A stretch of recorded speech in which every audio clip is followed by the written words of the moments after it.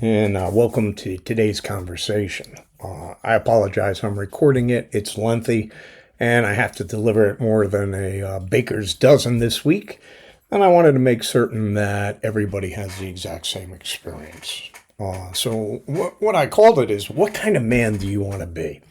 With a subtitle of Truth, Accountability, Love, and the Life We Choose to Live. So, I want to start today by telling you something I did not expect to say. I've been thinking about this lecture for a long time, a lot longer than I had planned to. And what kept stopping me was not the material. I've spent enough years in life and in circles like this one to have plenty of material. What kept stopping me was a question I could not get out of my head. After everything that I have seen, what have I actually learned? I watch people swear to truth and completely tell two different truths. I watch two honest people leave the same event with entirely different memories of what happened. I've watched men who I was certain were beyond reach become men that I was proud to know. And I've watched men who said everything right, go home and do the same things they've always done. Decades in rooms like this one. More stories than I can count or recall. Stories about fathers, about rage, about the moment everything collapsed, and the long, painful road of trying to rebuild something from what was left. And somewhere inside all of that, the question I thought I was asking changed on me. I had started out asking, what is truth? What is justice? What does a man owe to the people around him? And those are indeed serious questions, and I still ask them, But underneath all of them, the question that I keep circling back to, no matter where I started, was simpler than any of them, and yet harder than all of them combined. What kind of man do I want to be? Not what kind of career, not what kind of reputation, not what kind of legacy gets carved into a plaque. What kind of man? At the level that nobody ever evaluates. At the level that determines how you treat someone when you're tired and angry and there's no consequence that you can see coming. To be honest, I do not have a complete answer. I want to say that clearly from the start, because this is not that type of conversation. What I have is a set of ideas I've been living alongside of for a long time, and some observations, some of them hard won, about what happens when men get those ideas right, and what happens, more importantly, when they do not. So that's what today is about. It's not a lecture. It's not a lesson. It's a conversation I've been wanting to have for a while. And I think by the time we reach the end of it, something is going to surprise you. It surprised me. Part one of my written out lecture, conversation, whatever you want to call it, I entitled The Stories We Tell Ourselves. So let me tell you about two men that I've worked with. Same neighborhood, a few years apart in age. Both of them had difficult fathers. Both of them, in fact, struggled in school. Ultimately, both men ended up in situations that caused real harm to people that they loved. And both of them sat in a room, not unlike this room here, and were told they needed to change. One of them changed, and one did not. Not intelligence, not willpower, not even desire, because both of them said they wanted something different. The difference was the story. The man who changed looked at his life and said, I have made choices that brought me here, and I can make different ones. The man who did not change looked at his life and said, this is what happened to me, and there was nothing I could do about any of it. Same facts, entirely different meaning. And here's the most important thing I can offer you today. And I want you to actually sit with it rather than let it just pass through.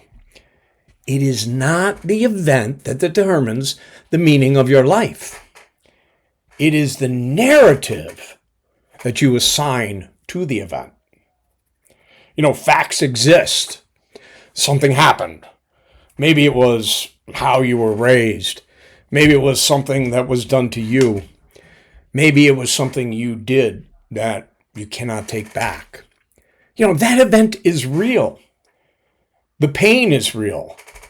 But the meaning that you give it, that is yours. That's not fixed. That's a choice, even when it does not feel like one. The Stoics understood this.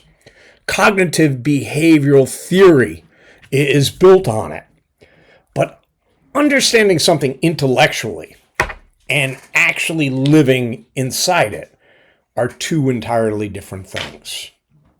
So, the question I want to leave you with from section 1 is one I want you to take real seriously. What story are you telling yourself about your own life? And is that story true, or is it just familiar? Part 2, truth. And here's something no law school ever taught me. I've spent years listening to testimony, witnesses who swore on the Bible and described things they genuinely believed were true. And what I learned in doing so, slowly and sometimes reluctantly, was that truth is far more complicated than we want it to be. There's objective truth. There's subjective truth.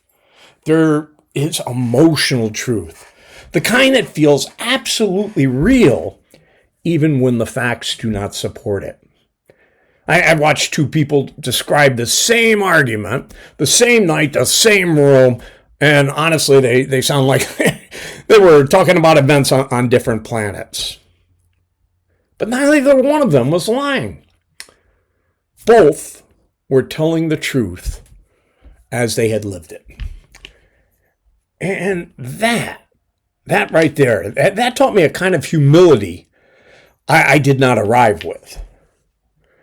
I was a philosophy double major, right? And I loved Socrates, and he was a philosopher a long time ago. And he spent his entire life circling one question. How do I know that what I believe is true? It made people uncomfortable back then, and honestly, it still does today. Because most of us are not really searching for truth. We're searching, rather, for confirmation of what we already believe. We want the evidence to line up behind the verdict before we reach what the evidence actually says. Right? And even before it comes in. Right? I did that, and I want to be clear about that. Right? I'm not standing here as someone who got this right. I'm standing here as someone who got it wrong enough times to finally start noticing the pattern. The danger is not ignorance. Ignorant people can learn. Rather, the danger is certainty. The man who is absolutely certain and sure that he knows what happened, sure he knows what she meant, sure he knows what he deserves. And that man has already closed the door. He's not available for anything new. He's just waiting for the world to confirm what he decided. So, the question I leave with you from this section is not a comfortable one. What if you were wrong? Not about everything, just about one thing, one specific thing you've been holding on too tightly? What if the story you've been telling yourself about is not the truth? What if it's a version that just lets you off the hook? Part 3, perception. We do not see reality. We see our interpretation of reality. And the distance between these two things is where a tremendous amount of damage gets done in relationships.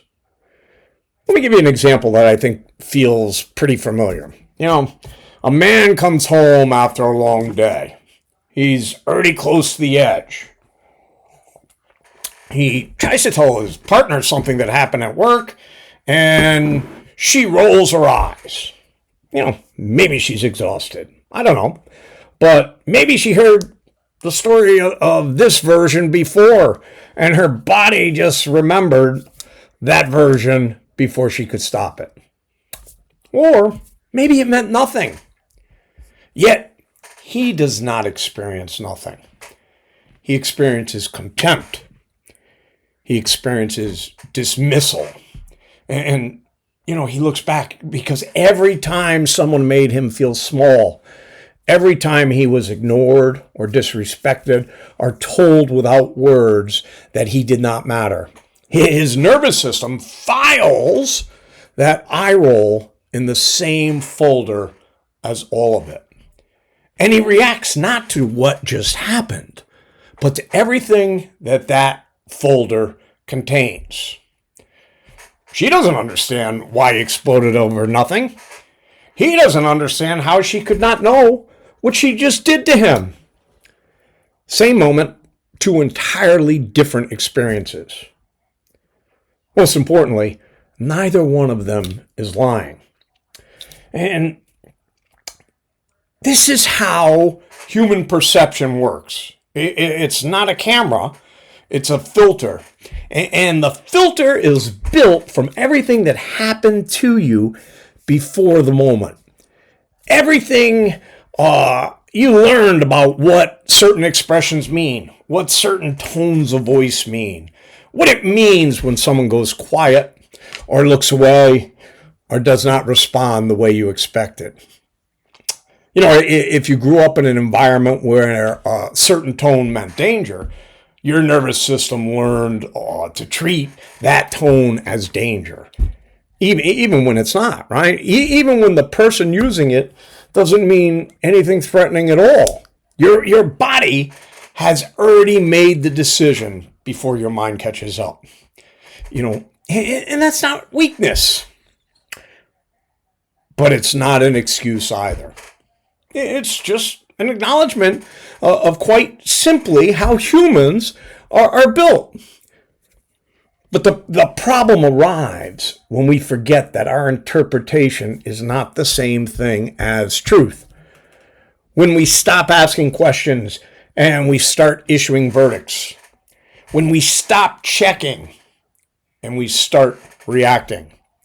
And the people closest to us end up on trial for crimes they didn't even know that they were accused of. Right? So, the questions worth sitting with here are these. What am I actually seeing? And what am I adding to it from somewhere else? What would I have to be willing to consider to find out if I'm wrong? And I am genuinely looking for what is true. Or am I looking for what conforms to what I've already decided before I walked in the door? Part 4. The search for wisdom. And now I'm going to get a little personal, right? Because I want to tell you something about my father. He was an abusive, physically, emotionally person to me and my mother for as long as I can remember.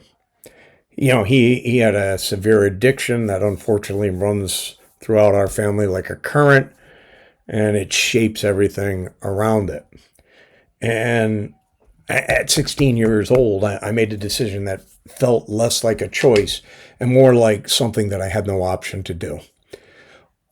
I left. Not dramatically, not with a speech, right? I just understood at 16 that staying was going to cost me something I could not afford to lose. And so I went. And I built a life on the other side of that door.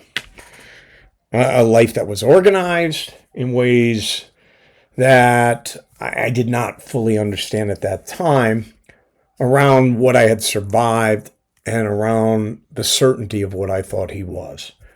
And that certainty was not bitterness, or it was bitterness, right? It was the foundation. It's what I knew to be true based on 16 years of evidence that pointed in one direction without exception. I was certain about him, and I had earned that certainty. And then at about age 25, 9 years after I walked out, he got clean and sober. And this kind of ticks me off. He became a really great grandfather. And I want you all to sit with what that actually means for a moment, because I think the easy version of the story misses what it costs to live it. This was not a comfortable distance redemption. This was not watching someone change from far enough away that it did not touch anything. I was 25 years old. I had spent 9 years building myself into someone who did not need what he failed to give. I organized my identity around surviving him. And then, the ground shifted. Because the man who had driven me out of our house at 16 was sitting on the floor, gentle with the grandkids in ways I had no memory of him ever being capable of. I did not know what to do with that. And even to today, I still have conflicted feelings about him, and he's long dead. But I want to say that plainly, because I think the honest version is more useful to you than the resolved version. There's no clean ending to that story. There's a man who failed me for 16 years and a man who showed up differently after. And they are the same man. And I've spent a long time learning to hold both of those truths without ever letting either one cancel out the other one. But here's what he taught me that no courtroom or no philosophy book ever could. Certainty, even justified certainty, even built on 16 years of real evidence and 9 more years of living on the other side of the door you closed because you had to, is not the same thing as wisdom. Wisdom is what you need when the evidence changes. When the person you were certain about does not match the verdict you already reached. When being right about someone means you might be wrong about who they are becoming. When the foundation that you built your life on turns out to be less permanent than you needed it to be. I had to become someone who could be wrong about the most important thing I was certain of. That's not comfortable. I'm not going to tell you it is, but it's honest. And I think some of you in this room understand exactly what I'm talking about. Not necessarily about fathers, about verdicts, about the stories you've been carrying about people, who they are and what they are capable of, and what is and what is not possible for someone who has done what they have done. Socrates spent his life, circling this, right? How do I know what I believe is true? right? It's really an interesting question. And, in his search for the truth, sometimes rather, we're searching for confirmation of what we already decided. So, intelligence answers questions. Wisdom asks better ones. And sometimes wisdom does not arrive at a conclusion that's learned in a library, a classroom, or in a group like this. Sometimes it arrives at 25 years old in the form of a man you had every reason to write off, showing you something you did not want to see, teaching you something you were not ready to learn, and leaving you with a question you are still answering decades later. So, let me ask you a question. When was the last time something forced you to revise a verdict you were absolutely certain about? Because if you cannot remember, that is something worth sitting with. Because the capacity to be wrong about something you were sure of, and then to let that open you rather than harden you, is not weakness. That is the beginning of wisdom. And in my experience, it's the beginning of everything else worth talking about in this room. Chapter 5. I want to tell you about a man I knew in the courtroom. He wasn't a defendant. He was a colleague, someone with an impressive life and a reputation that preceded him into every room. The kind of presence that made you straighten up when he walked in. And by every external measure, he was respectful, he was successful, and he was living exactly the image that he had worked to build. But in private, he was a different person entirely. And I'm not going to tell you all the details because they're certainly not mine to tell.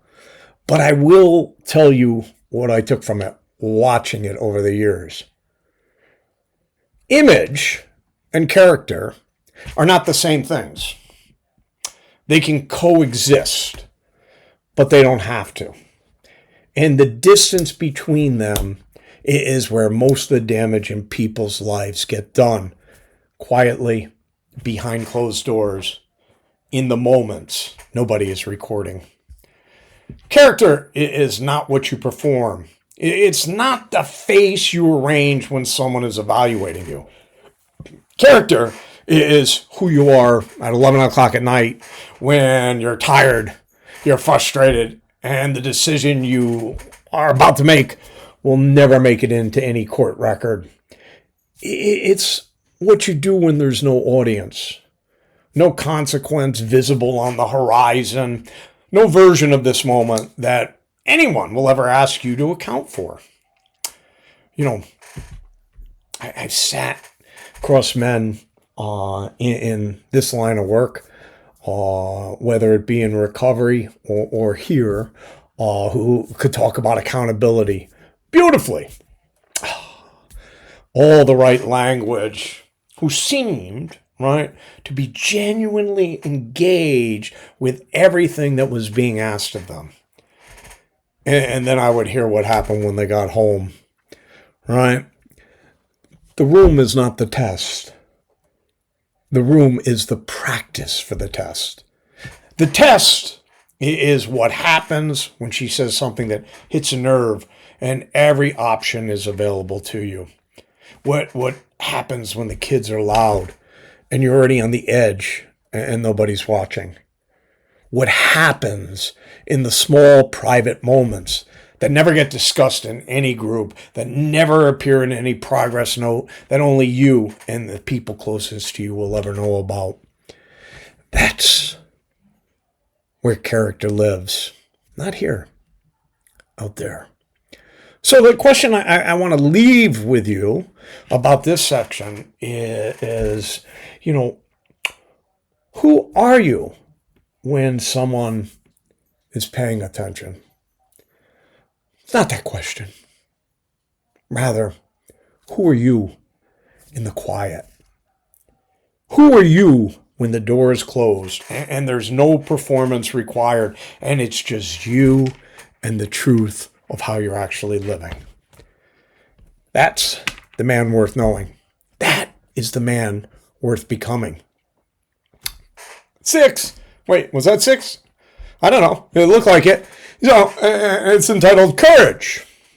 And I want to push back on something because I think it's caused more damage than almost any other idea we hand to men.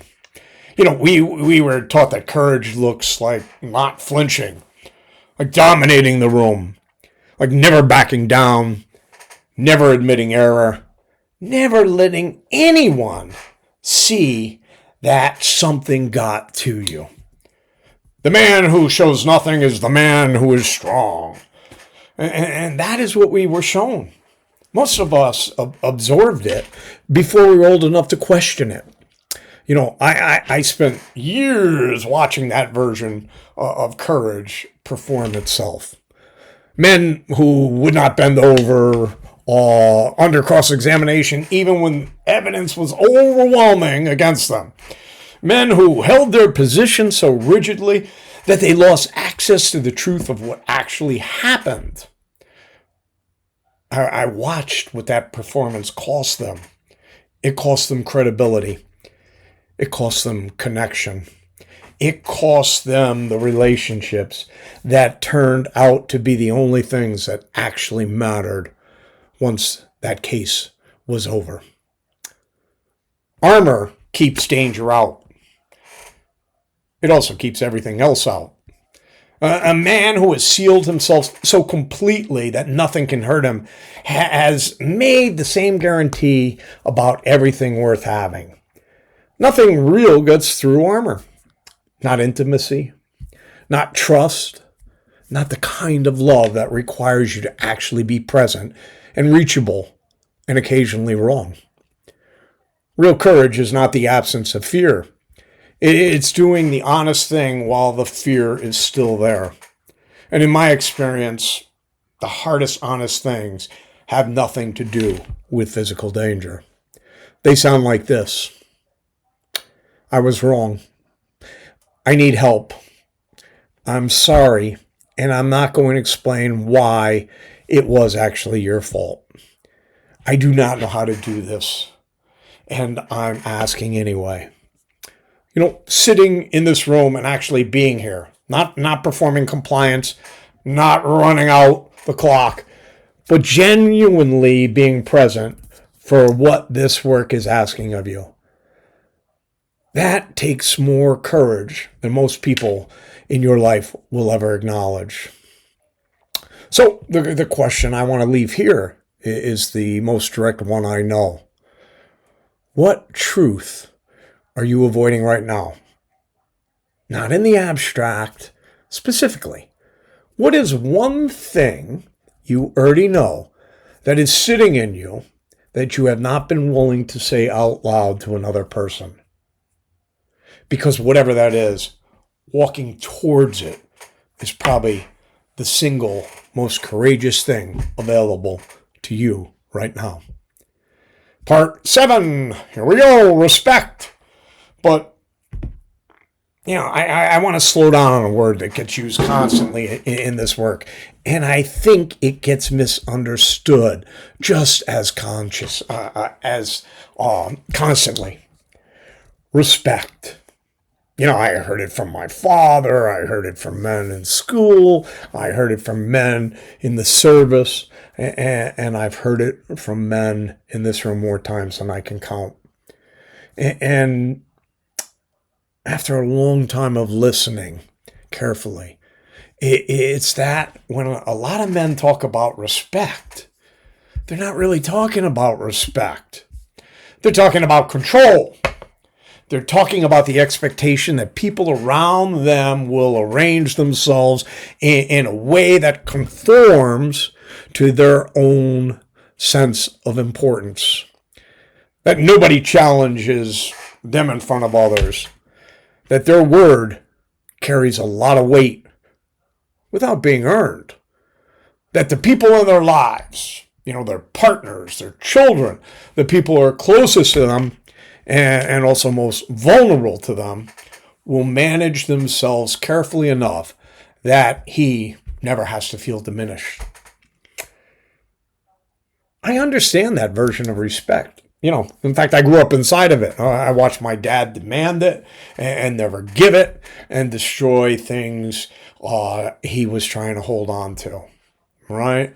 And when I left the house, I carried more of that blueprint with me than I had known. Because, ironically, that's how blueprints work, right? You do not choose them. You inherit them. And then you spend years living inside of them before you even realize that there was another option. For a long time, I thought respect was something that moved from the outside in, something other people gave you or withheld from you. Then it's something you calculated whether you had earned, something you protected, because if you lost it, you lost something essential about yourself. That's an exhausting way to live, right? And more importantly, it's a dangerous one, because a man who needs the world to conform his worth is a man who will do almost anything to prevent the world from taking it away. The moment that changed for me, right, did not arrive dramatically. It did not come with a bright light, a giant revelation, or a turning point that I can, point to cleanly. It came slowly, then all at once. The way most true things do. It was the moment I understood that respect begins inside and moves outward, not the other way around. More specifically, was the moment that I learned to love myself as being perfectly imperfect. And I want to say that clearly and carefully, because I know how it sounds and I know what you guys might be thinking. Perfectly imperfect is not a bumper sticker. It's not something we put on our coffee mug. For me, it was the hardest thing I have ever known and I've ever won. It meant looking at the full accounting of who I was, what I had survived, what I had done well, what I had gotten wrong, what I was still working on, and deciding that the sum of all of it was not something to be ashamed of or something to perform pride about, but it was just something simply to be honest about. It meant stopping the performance. Not the performance for other people. The performance for myself. The one where I was constantly measuring whether I was enough, whether I had done enough, whether I'd gotten far enough from the house I left at 16 to finally be someone worth respecting. And when that performance, my performance, stopped, something opened up. Because a man who has genuinely made peace with his own imperfection does not need other people around him to manage themselves carefully so that I never have to feel diminished. I'm not fragile in that way anymore. He can be challenged without being threatened. He can be wrong without being destroyed.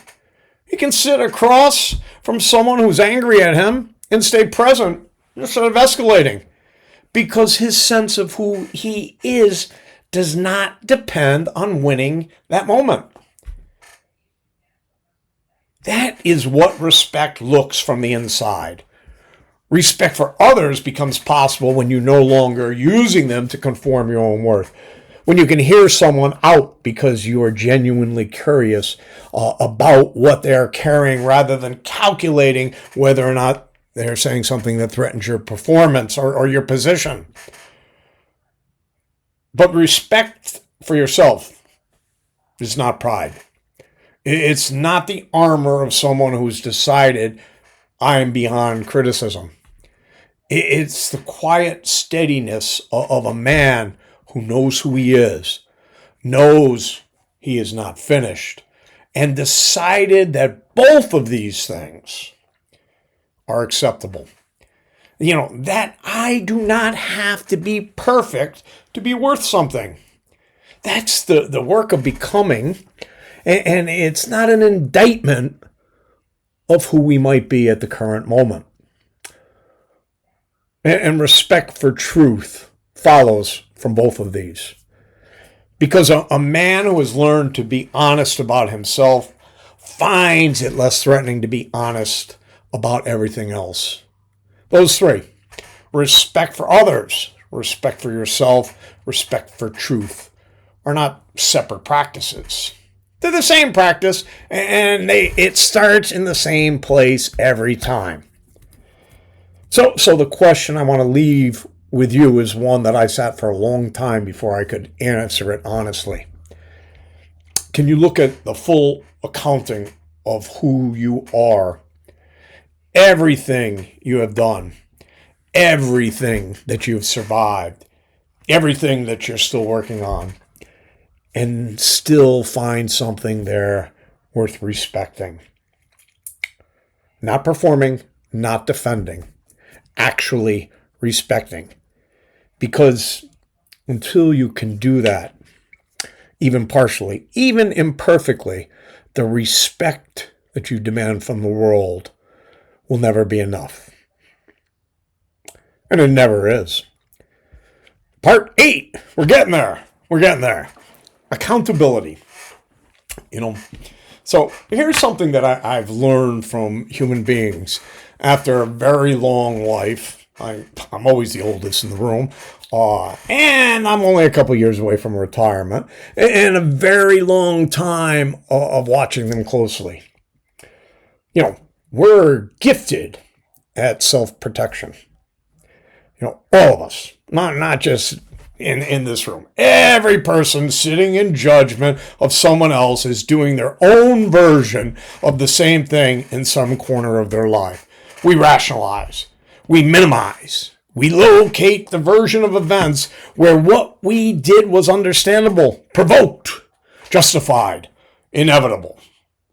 We find the explanation that keeps us at the center of our own innocence. And we do it quickly, we do it fluently, and we do it without almost realizing it is happening. I've sat in this room and in a lot of rooms in recovery, listening to men describe what they did in language that's so carefully constructed. It's so precisely layered with context, history, and provocation that by the end of the telling, they had become almost the victim of their own behavior. And I want to say it clearly. I do not offer that observation with contempt. I offer it because I recognize it. Because I've done my own versions of it. Because it is what people do when the unvarnished truth about themselves is too uncomfortable to look at without some protection around it. Accountability is not punishment. And I want to say that again because it matters. Accountability is not about tearing yourself apart. It's not about performing remorse until someone in authority decides you have suffered long enough. And it's not about saying the right things in the right room so that the requirement gets satisfied and you can leave. Accountability is ownership. The willingness to look at your own contribution to a problem without immediately reaching for the thing that softens it. The ability to finish a sentence that most men start and almost nobody completes. I did that and it caused harm. No, I did that, but you have to understand the context. No, I did that because it was happening at the time.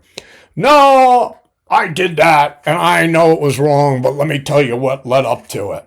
I'm going to say it again. I did that and it caused harm. Everything else you know, the context, the history, the factors that contributed, all of it may be real and all of it may matter. But it comes after. It does not get to come before, because when it comes before, it is almost always a way of not finishing the first sentence. The yes, but, when it arrives too quickly, is almost always a way of avoiding the thing that needed to be said. So, the question I want to leave with you in this section is one of the most direct ones in the entire lecture. What are you still blaming somebody else for that you have not yet looked honestly at from your own side?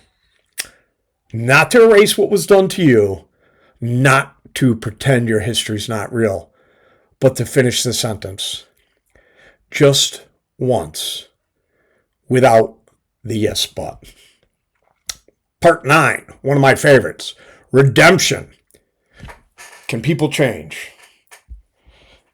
I want to sit with that question for a moment rather than answer it too quickly, because I think it deserves more than an encouraging version.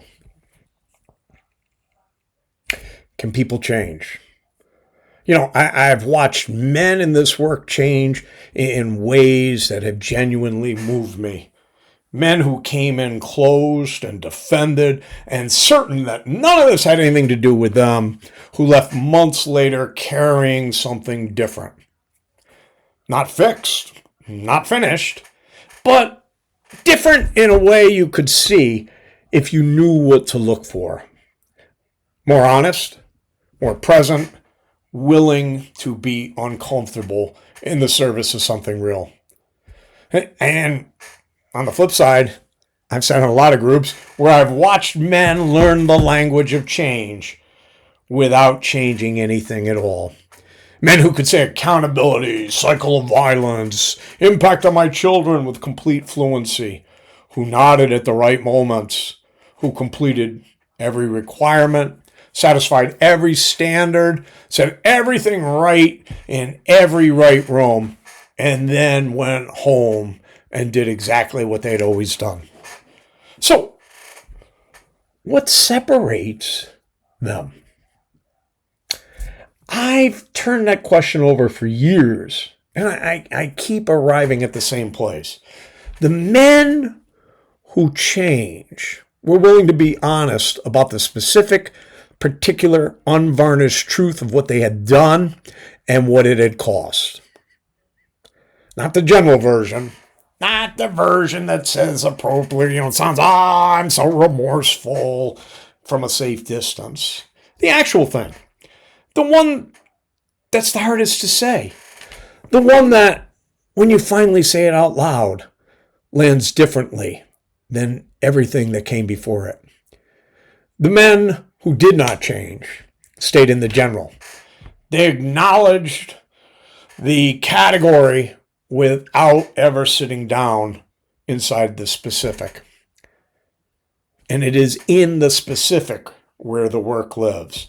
Not up here in the abstract, down there in the particular moment, the particular harm, the particular person whose life was affected by a particular choice that you made. Now, here is the part I want you to hear very clearly. You are not your worst moment.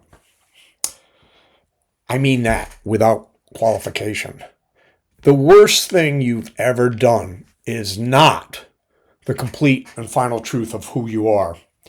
You know, I've watched enough human beings over enough years to know that people contain far more than their worst moments. But you're also not only good intentions. You are not the man you meant to be or the man you imagine yourself to be when you're thinking about yourself generously. Good intentions do not change behavior, right? They do not build character. They're good only for comfort. Rather, you're something in motion. You are becoming. Every day, every choice, every moment in a room like this, it is part of an answer to a question that's still open. still being written, and still genuinely undecided. That removes the option of being finished. If you're always becoming, you're always responsible for the direction. There is no point at which you get to say, this is simply who I am, and leave it there. But it's also one of the most honest sources of hope that I know, because it means nothing is sealed. It means the story does not have to end where it has been heading. The question is not who you've been. The question is rather, who are you becoming? And that question is not answered here. The question is asked here. The answer, it's answered out there in the private moments. Once again, in the choices that nobody sees, in what you do when you walk out of this room and back into your life. Part 10. Ta-da! Love. I want to tell you about how this lecture was supposed to end. I originally was going to do something that felt serious and measured and proportionate to everything that came before it. That was my intention. But something kept happening as I put this together. I kept asking, what was all this actually pointing towards? Truth? Perception? Wisdom? Character? Courage? Respect? Accountability? Redemption? And I kept turning those words over, looking at what they had in common, asking what they all were trying to build in the direction of. And the answer that kept coming back was not what I expected. Love. Love. And I want to be careful with that word because it's one of the most distorted words in the language. Some of us have heard love used to explain things that had nothing to do with love. Some of us have used it ourselves maybe to explain things they're still trying to understand. Possession is not love. Control is not love. Domination is not love. These things are fear wearing the mask of love. They are about managing your own anxiety at somebody else's expense, about needing the people around you to stay in a particular configuration so that you feel safe, regardless of what it costs them. But love, real love, is something entirely different. It's freedom.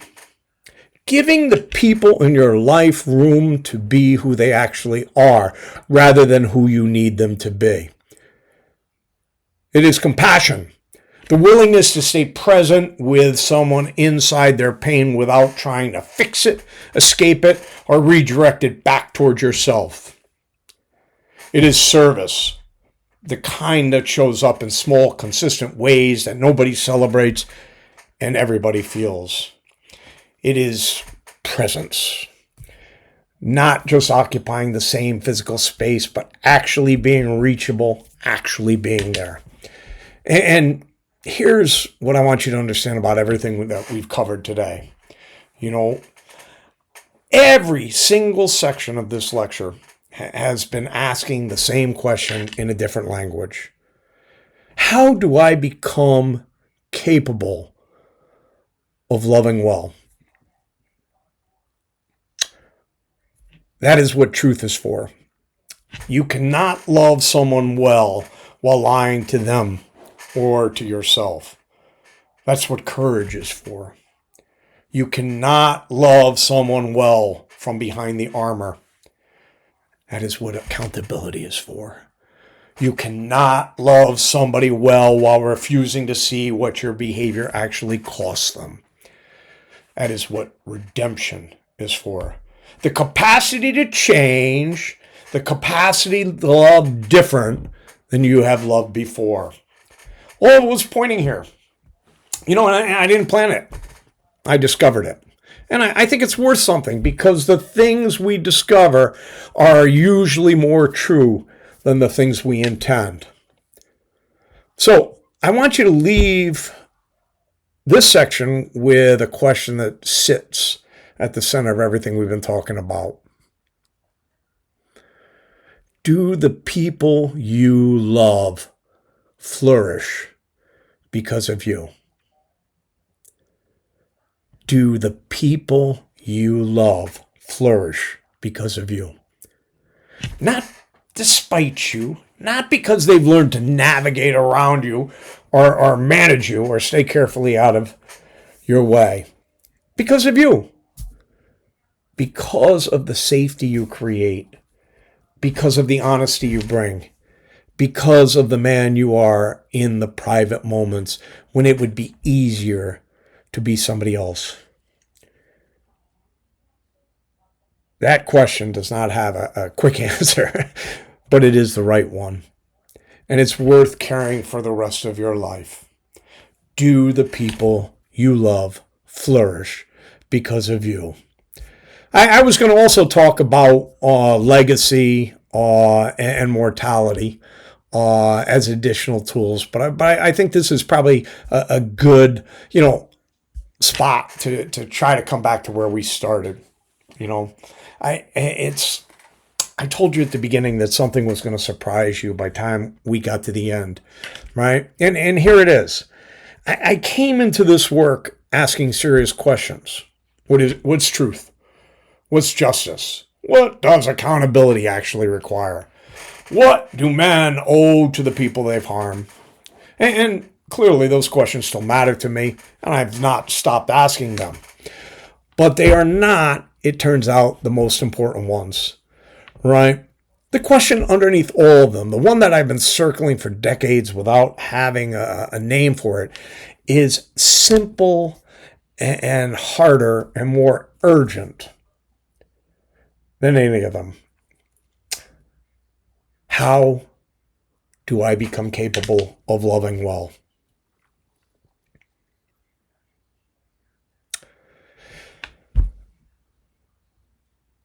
Towards the ability of making safety. Towards love that gives freedom rather than demanding it be returned in a particular form. I do not have everything figured out.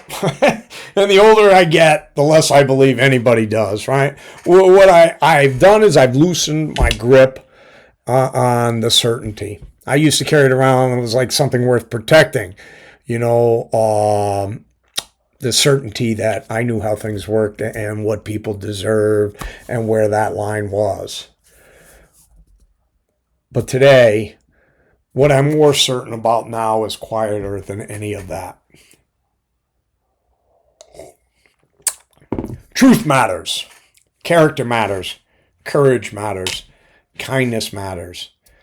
Love matters. And these are not attitudes or values or feelings that arrive and depart on its own schedule.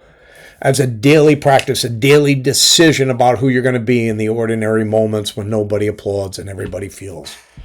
So I want to leave you with the questions we started today, because I think they're worth carrying out from this room and discussing after I finish. Who am I? Number one. Why am I here? Number two. Number three, what story am I telling? Number four, right? What kind of man do I want to be? And underneath all of them, the one that everything else was moving towards all along. Number five, do the people I love flourish because of me? The older I get, the less interested I'm in being right, and the more interested I'm in becoming the kind of man who's worth remembering. I certainly don't have the answers, but I found a few questions that are worth a lifetime of asking. That's the work. It never ends, but it is the only work that matters. I want to thank you for listening, and I hope that this kind of described my philosophy a little bit, and what we need to do as men to become the kind of man who lives life with grace and dignity in an authentic and meaningful manner. Thank you.